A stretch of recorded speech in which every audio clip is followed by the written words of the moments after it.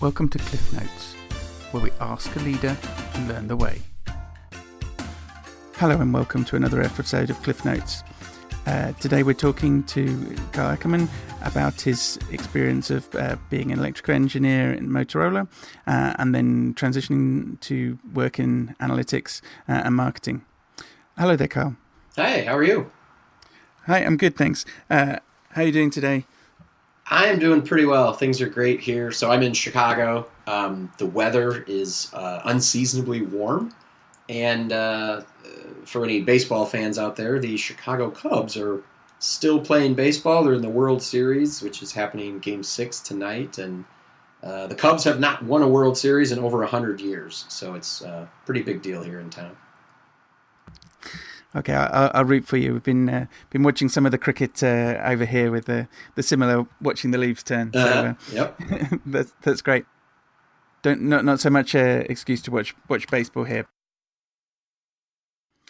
So just to come back there, Kyle, on your background, and did you train as an engineer, an electrical engineer? Yeah. So I went to 4 years at the University of Illinois. They have a really good electrical engineering program, and then I interned a couple summers at Motorola, and then joined full time. So I had the background, and then I forgot all about this. While I was at Motorola, the first couple of years, I then went on to get an MBA. Well, I guess it wouldn't be an MBA, a master's in electrical engineering. And that was through like a part-time online program. And that kind of filled in the gaps of the things that I didn't learn in university. Because I was working with a lot of microwave and RF design, radio frequency, and I only had like one or two classes when I was at university. So in the master's program, I was able to take a lot more classes in those areas. But yeah, I was trained as an engineer. I mean, what sort of classes were you meaning there? The more physical classes, or more like circuit design, but specifically for radio devices, which is usually high frequency. So gigahertz, that type of thing. What else? It's been so long. Like matching circuits. So you have complete power transfer and that type of thing. And then what sort of devices did you work on while you were at Motorola? It was mostly, so this was in the late, I'm trying to think, this was from like 95 to 2010. So it was first GSM cell phones, which were only used, GSM and PCS. So like the 900 and 1800 megahertz phones, and those were digital, and those were only used in Europe at the time, maybe a little bit in Asia. And then I started to work on, some of the other bands. When everything finally converted to digital, then we were looking on like quad band phones, and so working on. There was a lot of. We were mostly integration engineers. And what I mean by that is we were given pieces from all these other groups, and then we had to make it into a phone. So, the software team would say, here's the software you're going to use. The mechanical engineers would be like, here's the form factor it's going to be in. Marketing would be, hey, here's the features that are going to be in here. And then we had to put everything together. We would design like the circuit board and that type of thing, antennas, and all the radiated performance. And then we would move everything from, the design stage into production and work with the factories then to make sure that we were meeting all the factory specs as well as regulatory specs. So yeah, there was a lot of, I guess I touched on a lot of different areas while I was there. No, that sounds good. So it was almost like your department was actually making the phone and everyone else was making the parts. Well, yeah, I mean, that's a good way to, because we took all the pieces and then had to make it work together. And as you can imagine, in a company the size of Motorola at the time, remember this was 20 years ago, there was a lot of complexity, and ultimately, I think that's one of the things that led to Motorola's downfall was they didn't figure out a way to keep things simple in the design areas. But yeah, I kept things interesting, as an engineer and a manager of a team. Mm-hmm. So you just touched on being a manager there. What was the sort of career progression for you there in such a big company?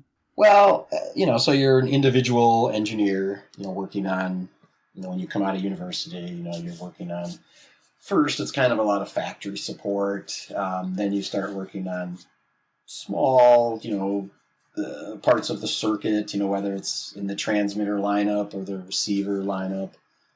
Or maybe you worked on the logic side of things, all the baseband decision-making things, or power. Some people dealt with the power circuits.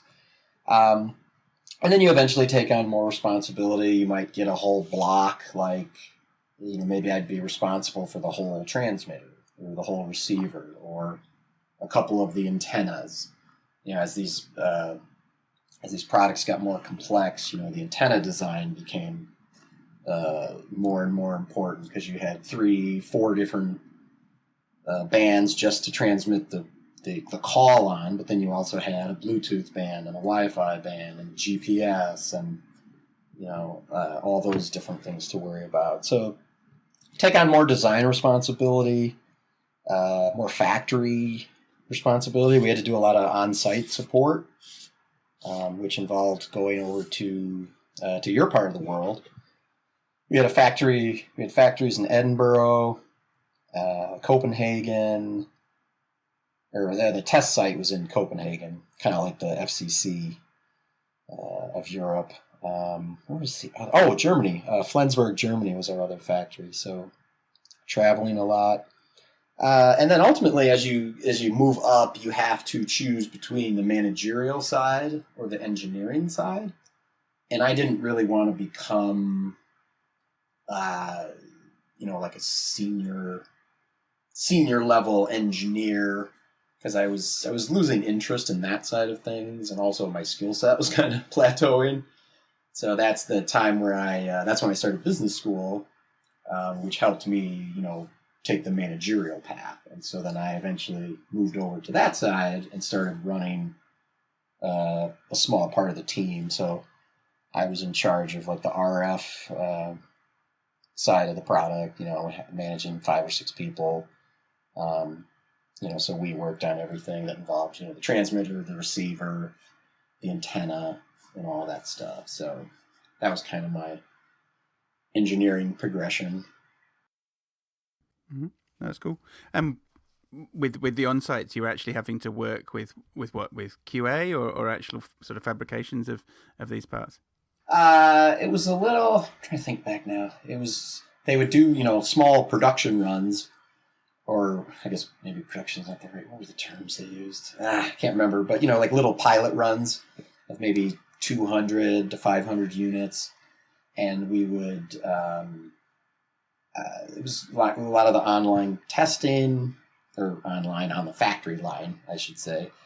It was performance up to spec. Were we meeting the factory specs? All those Six Sigma type statistics. It's been so long since I worried about that stuff. But they had yields. Every factory has yields they have to meet. And then we would do repair work. If we were failing a certain spec over and over and over, we would take that hardware offline and we'd work with the technicians there to try to debug what was wrong. Was a part being placed wrong? Was there a solder short somewhere causing a circuit to, be grounded? That type of debugging. Was there a problem with the actual, the materials? And maybe something in the housing or in the circuit board was not to the right dimension, and so things were hitting or not making good contact, or that type of thing. So a little bit of everything, I guess. Circuitry and physical and testing. That's great. But then you decided to find a new avenue and move on from that. Yeah. I mean, I was moving up the managerial chain, but I was also kind of itching to get out of engineering and I think out of Motorola. And then eventually they kind of did it for me. So in 2010, I got laid off, and by then I had finished my business school program and started looking for marketing opportunities. So that's when I started to make that transition. It was after taking some time off. After working about 15 years, it was nice to have a 6 month to a year break. Do you just set about managing your own life a bit more, or take some traveling and see a bit more of the country? Or Yeah, traveling, just doing things. I don't know, just taking a break. Because we work. If you're working the traditional kind of 5 days a week, 40-hour a week job, you're just kind of in that day-to-day grind, and it's just easy to kind of go with the flow, and the next thing you know, 5 years have passed, 10 years, 15 years, and so I just took the time as an opportunity to kind of reset my priorities and everything, and say, what do I really want to do? And the immediate thing was kind of just travel and just get new perspective on the next stage of my life. That sounds great. So you moved over into sort of marketing or working with some local agencies, or was this sort of working for yourself? Yeah, so I started with a couple small web design firms. I knew some of the owners here in town that were doing that stuff. So, and then it was kind of slowly building up to bigger things. Then I had an opportunity to work at a large financial firm, Grant Thornton. So I had a 1-year contract with them as on their digital marketing team as the only analytics person. So that was interesting. They had a very small digital team, just in general. For the entire U.S. portion, they had like 4 people for their entire digital team. And this is a company of like, the U.S. was like 60,000 people. So I don't know. I just thought it was kind of fun. Did you have to fight your corner, or sort of people who are used to numbers and things were able to understand the analytics data too? It was so the analytics data, they transitioned from Web Trends, if you're familiar with that. They transitioned I've from that platform, over to Google Analytics. So the financial industry is always a little slow adopting new technologies. So a lot of what I was brought in to do was just to help to interface with the agency. They had an outside agency that set up the analytics, and then I was kind of the interface with the agency and also the person that would help everyone internally figure out how to use Google Analytics, where the data was, what it meant, and then provide internal analysis for people that for the leadership team. But what I kind of quickly discovered is Grant Thornton, a lot like Motorola, was very corporate. Giant company, lots of red tape, lots of managers. You couldn't make decisions, or decisions couldn't be made and acted on quickly. So that gets a little frustrating. And that ultimately kind of led me to then doing my own consulting, because then I have a little more freedom to choose who I work with, and you can work with companies that maybe are a little smaller, maybe a little more nimble, and they can actually act on the insights that the analytics tell you. So that kind of shaped the direction that I went in after that gig at Grant Thornton. So you sort of find that analytics or sort of data-driven approach does drive you towards a sort of agile or lean structure. Just that sort of small, more reactive feel is helping. Yeah, I think it totally can, because you can almost apply that agile philosophy to any of the digital marketing you're doing, and then those actions can come out of or can be verified by the analytics. So you come up with a hypothesis and you say, I think if we make change X, that it'll do Y. And then, maybe you do like a quick sprint, or, a week or two, or whatever the time frame is, and see if it is pointing in that direction. And so, yeah, you can test a lot of things. I guess safely. I don't know if that's the right word, but in a way that doesn't break everything, but you can quickly try to get inputs on what's working and what isn't. Okay, indeed. And so how does your analytics work look now? I mean, is these engagements sort of ongoing, or are they sort of one-off audits that you're doing with people? Yeah. Right now I have a couple ongoing things. And what's nice about it is, I work with a small content marketing agency. They're one of my clients, and they have 10 clients. So I'm looking at the website performance of those 10 clients. And, as I mentioned before, they're all different. Some of them are B2B, some are B2C, some of them are big, some of them are small. And so, yeah, we provide kind of like a monthly analysis performance analysis. And then we take a deeper dive kind of at the quarterly levels, at each quarter. And that's where we go in and we give them a much deeper report, with analysis and even, ideas for conversion optimization, things that will help them drive their micro goals and their macro goals. So yeah, I do kind of like, I like having the repeat type customers, I guess. Mm-hmm. So much more in just getting into that actionable insight, and not just here's a dashboard or here's a spreadsheet for you to interpret yourselves. Well, right, exactly. And I know that a lot of people, they may not be able to interpret it. Even if I explain it well, they still might be like, okay, so what do I do? And then even the ones that do understand it, they may not, or they might want to understand it better. But if I'm just doing a one-off thing, then then nobody's there to maybe train them or make them more comfortable with the data and give them the tool set to analyze things on their own.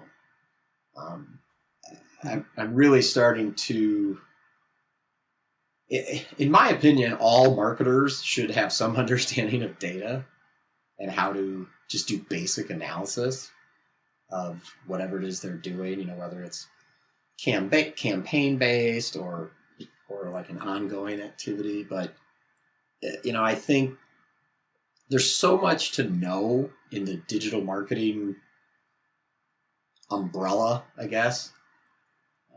And I think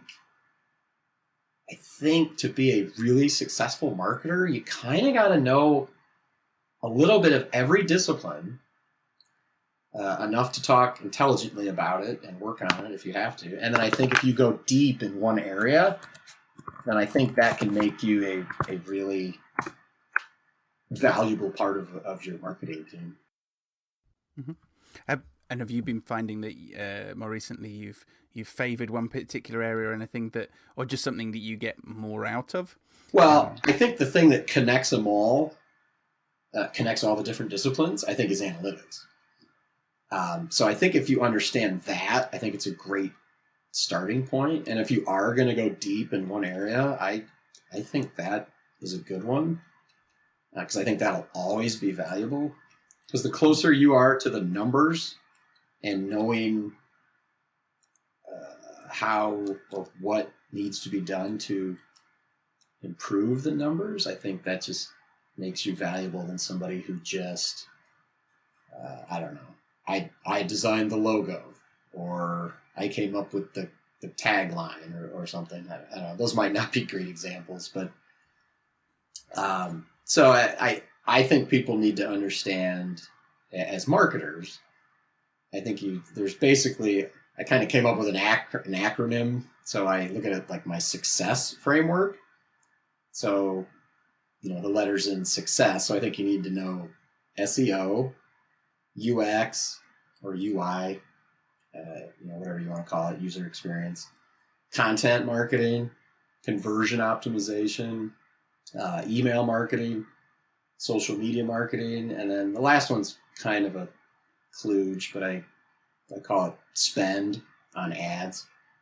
So, because ads are always going to be a part of your marketing puzzle, if you will. So, I think to be a really good marketer, digital marketer, living in the online world, I think you need to know how all of those 7 things kind of tie together and work together, because they're all related. There's a lot of cross-pollination there. And I think analytics is one of the things that lets you see how those are all connected. You must have read my mind. I was going to ask for your next piece was there some takeaways we could have to learn and do, but I think that was a nice one. So just to stretch goal on that, then what could people look at, or what would be a first step or a first one of those that you might approach when taking on a new website, or that someone might be able to look of their own website? Oh, if someone wants to do their own evaluation?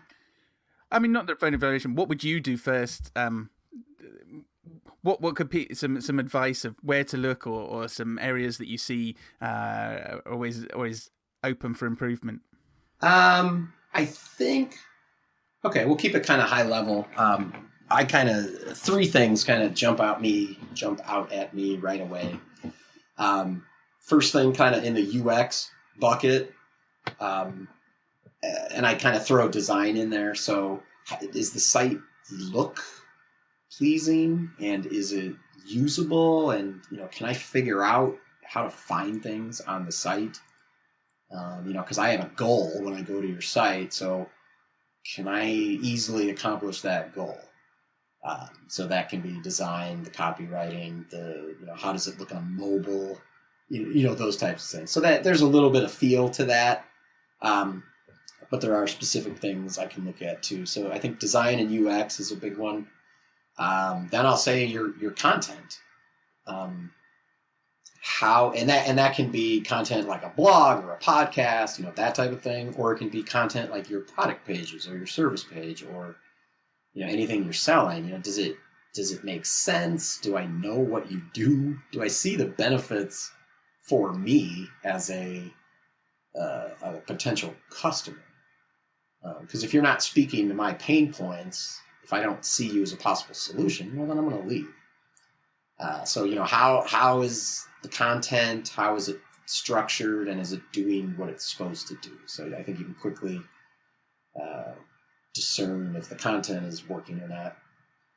And then kind of tied into that too, I'll say conversion.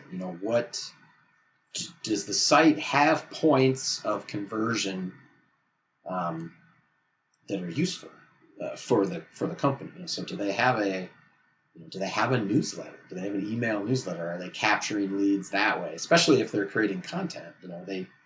Email is one of the highest converting things. So if they're creating a lot of content, I would expect the site to have some kind of a newsletter. So that's one thing.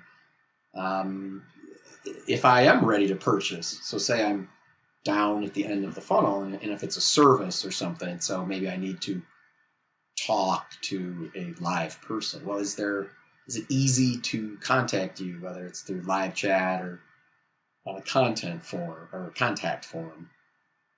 If you're making me fill out like 20 fields, I'm probably not going to do that. What other conversion things? So I think, those type of, do they have a way to kind of capture somebody at different points in the funnel? A useful way. So I think those 3 kind of design/UX, conversion, and content. I think I had it the other way around, content and then conversion. So I would start with those. Definitely pulling out value from the product rather than just considering it a brochure or a shop window. Yeah, exactly. Mm-hmm. No, that's great. Well, thanks for sharing some time with us today. Is there any sort of things you'd like to share with the audience that you're working on at the moment, or some good ways of getting in contact with you afterwards? Yeah, I mean, the easiest way to get in touch with me is probably on Twitter. I'm just at Kyle Akerman, so KyleAkerman. And I guess I'd like to promote a fun thing that I do. This has nothing to do with my business, but I am as we mentioned before, I am a DJ on a radio station here in Chicago, CHIRP Radio. So I am on Wednesday nights, 6 to 8 p.m. That's Central Time here in the U.S. And I play music for 2 hours once a week, and it's a lot of fun. So if you're into discovering new music and old music that you maybe haven't heard before, then we're a great source for that. That sounds good. And what got you into being a sort of audio engineer or a DJ there? Well, I've always had a love of music, and when I was transitioning from engineering to marketing, I was looking for opportunities to just get some work experience, whether it was volunteer or paid. So I a friend of mine said, "Hey, have you heard of this radio station, this CHIRP Radio?" And it was just launched in Chicago, and they needed volunteers because it's a nonprofit, and he's like, "Hey, I bet they would need help with marketing." So I started with them because it was a good fit. So I'm like, "Well, I like music, and working for a radio station would be kind of cool." So volunteered with their marketing team, and then eventually received DJ training, and then became a DJ because I kind of wanted to push myself out of my comfort zone too.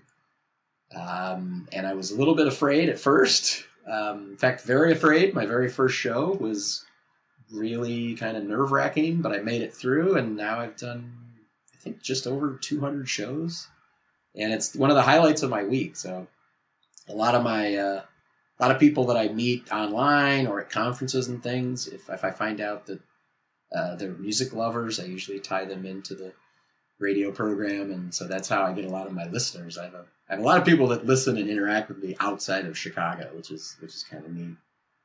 So it's been a good way of sort of networking and expanding your reach to meet new people. Yeah, and it's it's around music. I mean, people get passionate about music, so it's kind of a fun thing.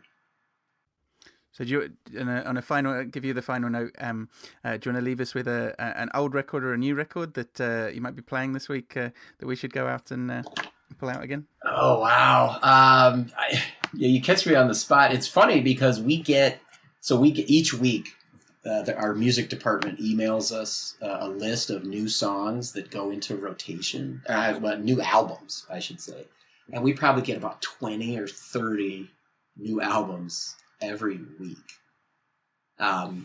So it can be hard to really keep up with the new music, but I don't want to skimp out and not give you anything. So let me just try to recall what I listened to.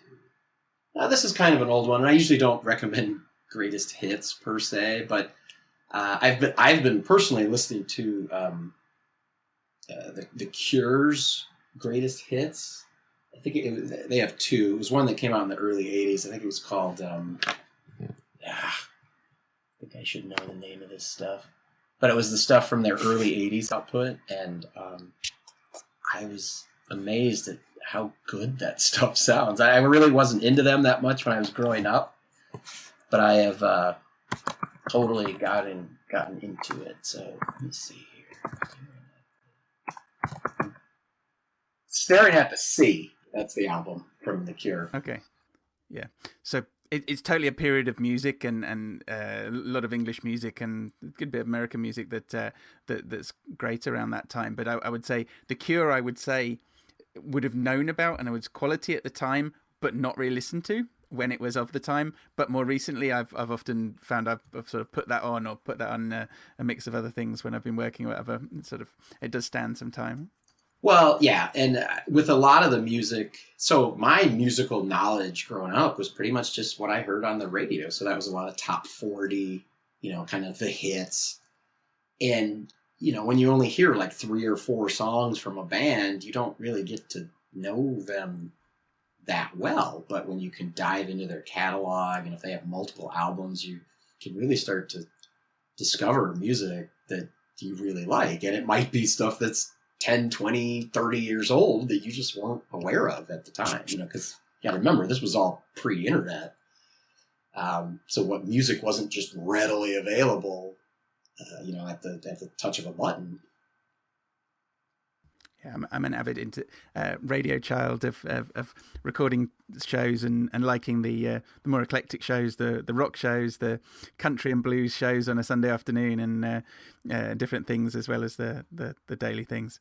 Well, that's what's great, or what I enjoy about CHIRP is we have a pretty wide variety of genres that we play. So genres and time periods. So we're not quite free form, but we are very eclectic. So, all those things you just named off, whether it's blues, soul, country, new wave, punk, whatever, like we play a mix of all of that stuff. So, for true music junkies, I think we're a good source of entertainment. I'll have to tune in this week.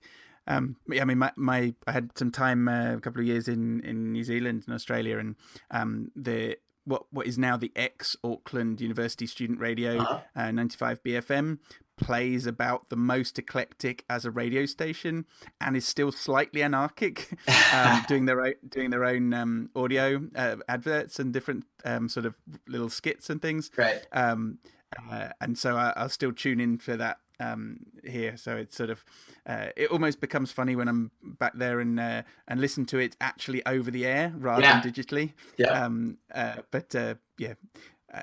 I'd have some criticisms of you put that random radio on again, but sometimes it'd be really good. It's quite like it in the UK. There's Radio 5 on the Radio 6, on the radio. Here it's only available with digital radio. That's somewhere near it, that sort of John Peel sort of eclectic randomness, but these are sort of music lovers or random things, and just some stuff that's just not mainstream, and you can add to your collection rather than just hearing your collection over and over again. yeah and it's a tough balance, because I want people to so when I started listening to CHIRP here before I volunteered, I had a hard time with it, because I would listen for an hour or two and not hear one band that I had ever heard of. And I found that frustrating, because I wasn't necessarily in the mindset of musical discovery. But I kind of changed my ways. But I still like to hear a familiar band or song from time to time, because I think that kind of keeps you engaged.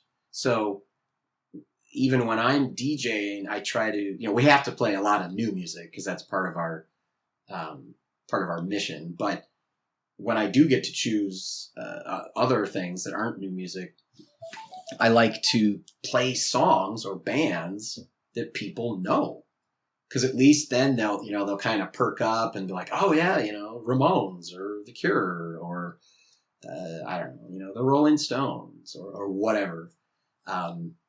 So that's how I try to keep it interesting for my listeners. So the ones that aren't all just about new music have something that they can still enjoy. That's great. I could talk with your music analytics all night. So, but you need to get to bed. I think we've had a good show. So thanks very much for coming on and talking with us today, and we look forward to catching up again soon. Yeah, this was fun. Thank you for inviting me. Thanks for joining us this time on Cliff Notes.